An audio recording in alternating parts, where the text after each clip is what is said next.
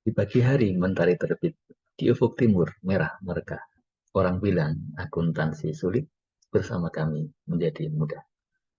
Teman-teman, saya akan menjelaskan tutorial penggunaan aplikasi penyusunan laporan keuangan berbasis Excel lanjutan. Aplikasi ini akan digunakan untuk menginput transaksi perusahaan dagang yang dilengkapi dengan buku-buku pembantu sebagaimana yang akan kita kerjakan untuk praktikum ya pekan ini ya untuk pertemuan kedua setelah UTS. Saya akan fokus kepada hal-hal yang baru yang belum ada di aplikasi yang sebelumnya. Yang pertama, teknik penginputan eh, saldo awal untuk piutang usaha. Ya. Untuk piutang usaha, di sini tercatat saldo awal 30 juta. Dan ada rinciannya kepada 5 debitur. Ya. Nah, bagaimana teknik menginputnya? Maka untuk saldo awal piutang ini, kita akan menginput untuk masing-masing debitur ya. Sehingga nanti akan ada 5 baris piutang usaha ya. Nama akunnya sama piutang usaha. Nah, nanti akan dilengkapi dengan keterangan di buku pembantu kepada siapa piutang tersebut. Akan saya contohkan satu saja, saya mencontohkan, diperhatikan ya. Yang pertama, jadi untuk eh, nama akunnya kita gunakan piutang usaha ya, kita gunakan piutang usaha nama akunnya. Kemudian untuk jumlahnya kita input sebesar 10 juta. Keterangannya saldo awal, kemudian nah di sini di buku pembantu ya, di buku pembantu ya, kalau tadinya saya hapus dulu nih ya. Buku pembantunya ya, caranya kita klik di sini ya, klik tanda panah, kemudian kita klik piutang usaha. Kemudian kita klik lagi, kemudian di sini sudah tersedia rinciannya. Ya, kita nama-nama debiturnya, kita klik toko Anda. Kemudian untuk status piutangnya ya, status piutangnya ini adalah saldo awal ya. Jadi ini adalah saldo awal. Bagaimana memunculkannya? Kita klik di sebelah kanan bisa enggak? Ya, ya kita klik di panah gambar panahnya, kemudian ada cicilan 1, 2, 3, saldo awalnya mana? Ini tersembunyi di bagian atas ya. Silakan geser ke atas. Kemudian ya nih saldo awal piutang. Ya. Nah, seperti itu teman-teman untuk menginput saldo awal piutang yang dirinci kepada tiap debitur. Nah, berarti nanti teman-teman silakan dilengkapi ya untuk eh, yang kedua, ketiga, ya, keempat, ya, ini semuanya piutang usaha ya, semuanya adalah eh, bisa tinggal di copy saja ya. Ya, ya. Piutang usaha tinggal nanti untuk baris kedua berarti 8 juta, nanti buku pembantunya toko berkah dan seterusnya. Itu yang pertama. Kemudian yang kedua, hal yang baru di aplikasi Excel lanjutan adalah buku pembantu persediaan. Ya. Nah, di sini saldo awal persediaan barang dagangan 50 juta. Dan 50 juta ini pasti untuk banyak barang. Ya. Nah, dicontohkan di sini ada 3 item, coklat, kopi, dan teh. Ya. Ada rincian harga dan jumlah unitnya. Ini juga kita harus input secara eh, per item ya, di inputnya ya. Nama akun, persediaan barang dagangan, ya. Kemudian untuk jumlahnya kita input satu persatu. Yang pertama coklat ya 25 juta. Kemudian keterangan transaksinya ya, keterangan transaksinya saldo awal. Yang tadi juga sama ya, yang piutang juga keterangan transaksi saldo awal. Untuk saldo awal, pastikan keterangannya saldo awal, ya, tidak boleh kurang, tidak boleh lebih, ya, supaya terbaca sebagai saldo tahun lalu, ya, selain sebagai saldo awal tahun ini. Kemudian untuk komponen arus kas tidak perlu diisikan untuk saldo awal, ya. Dan untuk buku pembantunya, ya saya contohkan ya cara menginputnya ya. Cara menginputnya yaitu kita klik ya tanda panah, kemudian pilih persediaan. Diklik lagi ya, atau klik lagi, klik lagi. Kemudian di sini sudah ada pilihannya, coklat, kopi, teh ya. Kita pilih coklat. Kita pilih yang pertama coklat. Ya. Kemudian jumlah persediaan ya. Jumlah persediaan kita input saja ya, kita ketik saja 1000. Ya. Ya, kalau penambahan ya atau saldo awal atau pembelian dengan seperti ini, kalau penjualan ya barang berkurang nanti kita pakai tanda minus di depannya. Ya. Baik, saya contohkan satu saja untuk cara menginput saldo awal persediaan barang dagangan. Ya. Ini karena ada 3 item, nanti teman-teman harus membuat 3 baris berarti ya. Baris yang kedua untuk kopi, baris ketiga untuk teh. Seperti itu teman-teman. Kemudian ada lagi yang ketiga yang ingin saya kenalkan yaitu buku pembantu utang usaha. Ya. Utang usaha total 21 juta dan ada rinciannya ya kepada oh ini bukan debitur ya, namanya kreditur ya. Ini mohon maaf nih salah. Harusnya nama kreditur ya. Debitur itu kalau kita menjual ya. Kalau kita berutang namanya ini kepada para kreditur ya, supplier disebut sebagai pemberi kredit ya. Ada 3 kreditur, kemudian kita mau input saldo awalnya. Maka supaya nanti muncul di buku pembantu masing-masing, kita input 3 kali ya. Masing-masing nama kita input ya. Saya contohkan ya. Yang pertama ya nama akunnya utang usaha, jumlahnya 9 juta ya.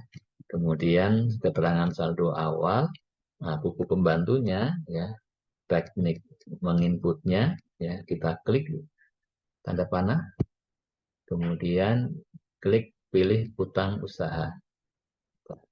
Klik lagi ya. Untuk ya, kita klik lagi, kemudian pilih UD kita.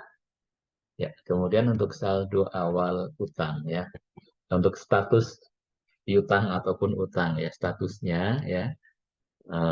Kita klik tanda panah, kemudian ada cicilan-cicilan ya. Kita ini kan maunya saldo awal utang ya. Ini ada di sebelah atas nih, Anda terlihat ya. Geser ke atas, kita pilih saldo awal utang. Ya, sudah selesai. Untuk yang lancar dan maju bagaimana? Dengan cara yang sama, silahkan di baris berikutnya ya. Di baris berikutnya silahkan dilengkapi. Demikian teman-teman untuk penginputan saldo awal yang baru ya, yang ada di Excel lanjutan, ya, aplikasi Excel lanjutan. Nah, sekarang kita lanjut ke transaksinya ya, transaksi yang baru ya terkait dengan penggunaan aplikasi. Yang saya contohkan di sini adalah untuk kita menerima ya cicilan menerima ya UDPSM ya kita ya entitas kita mengeluarkan kwitansi kepada toko Anda, diterima dari toko Anda 9 juta cicilan piutang usaha. Nah, berarti kita menerima uang secara transfer BSI. Maka jurnalnya debitnya kas di BSI, kemudian kreditnya piutang usaha. Nominal 9 juta, kemudian menerima cicilan piutang dari toko Anda, keterangannya. Selanjutnya, nah komponen arus kas jangan lupa diisikan ya. Caranya untuk komponen arus kasnya saya contohkan ya, klik tanda panah, kemudian kas masuk operasi, kemudian klik lagi atau klik dulu di kas masuknya, kemudian supaya muncul tanda panah lagi, kemudian diklik lagi tanda panahnya, penerimaan kas dari penjualan barang dagangan. Ya.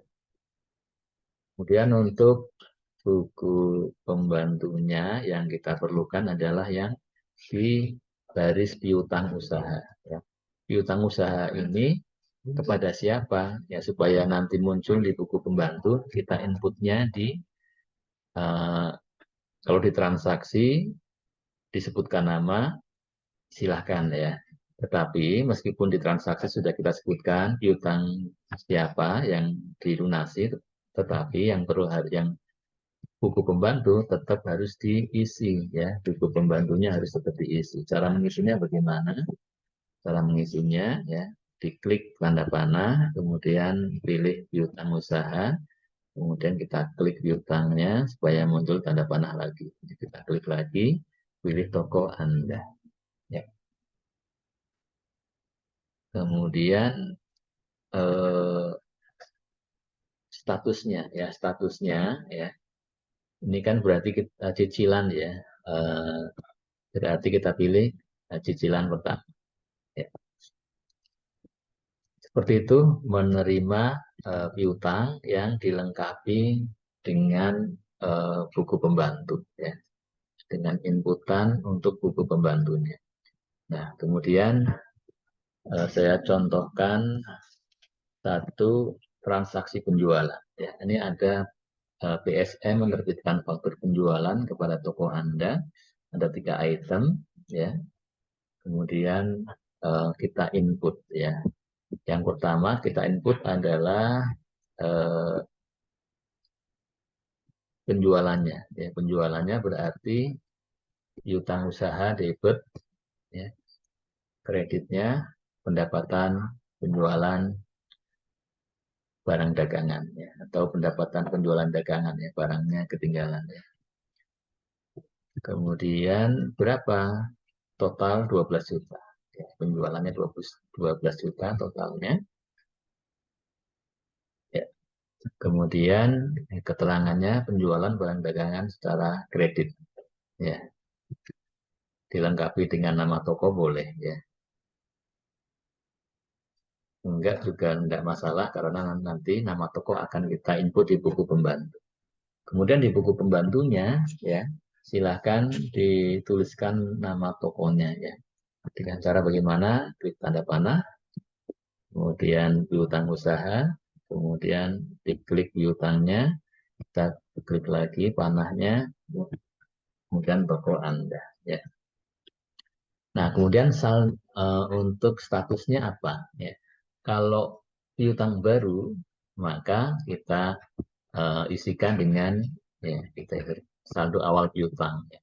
Kalau dia piutang baru, maka ya, kita pilih saldo awal piutang ya.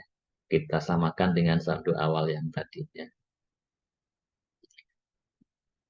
Ya. Dan harus ini ya, apa penulisan di status piutang utangnya ini harus di baris yang sama dengan baris piutang usaha. Selanjutnya kita menjual, karena kita pakai perpetual, kita langsung mencatat harga pokok penjualan. Harga pokok penjualan bagaimana teknik menginputnya, debit HPP ya sebesar totalnya. Totalnya berapa HPP? Nah, di sini sudah ada catatannya, memonya, total 10 juta ya. Debit, kemudian kreditnya persediaan barang dagangan. Nah, karena ada 3 item, kita input 3 kali. Ya. Persediaan barang dagangan yang pertama nilai 4.700.000 sekian, kemudian, nah di buku pembantunya ya buku pembantunya, cara menginputnya bagaimana? Cara menginputnya kita klik tanda panah, kemudian klik persediaan. Dan klik persediaan, ya, klik panah lagi, kemudian kita pilih coklat. Ya. Kemudian yang kedua dengan cara yang sama ya. Yang kedua adalah kopi, kemudian yang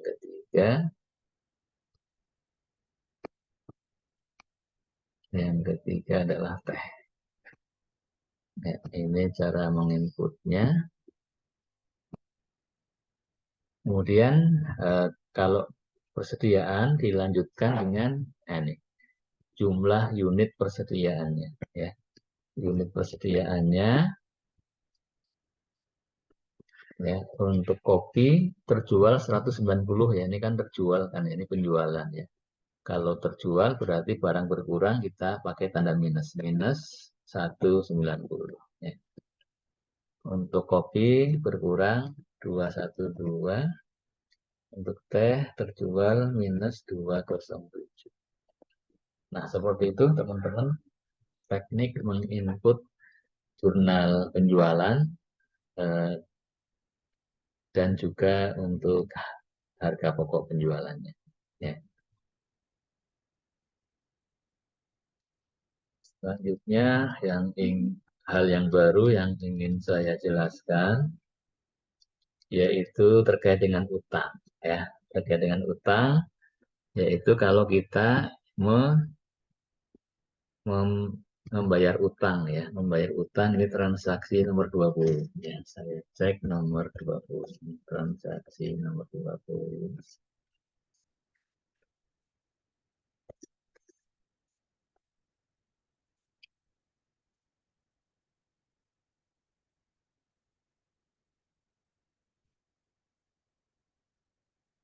Ya. Ya, dibayarkan kepada UD kita ya, 9 juta. Pertama kita ya, membuat transaksi membayar utang ya. Utang berkurang debit, kas berkurang kredit ya 9 juta. Kemudian diperhatikan untuk teknik eh,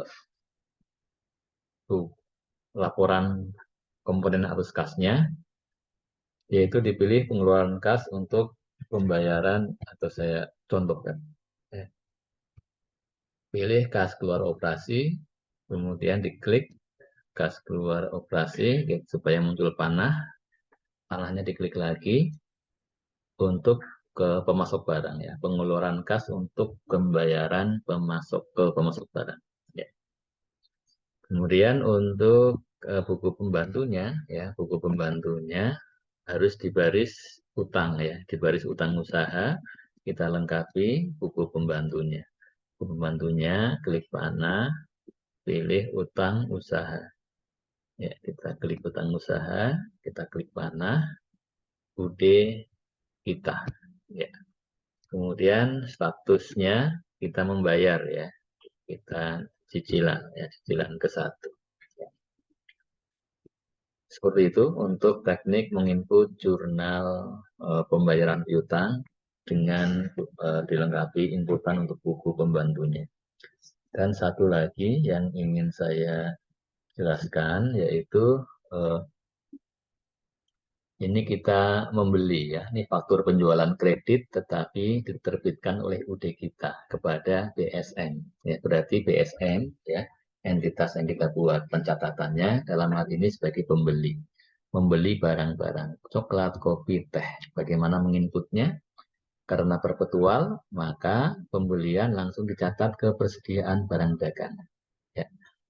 Dan karena kita ingin membuat buku pembantu, tiap item kita catat untuk masing-masing item. Ya.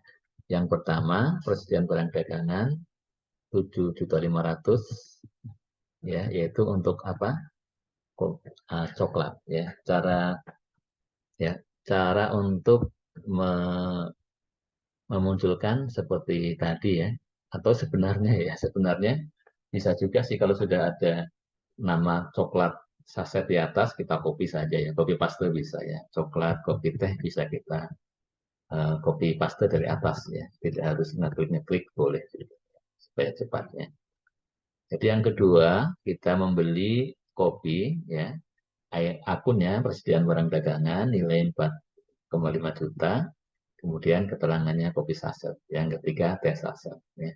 Dan satu lagi ya, yang jangan lupa untuk kredit utang usaha, ya kredit utang usaha kita lengkapi juga buku pembantunya, ya yaitu bude kita.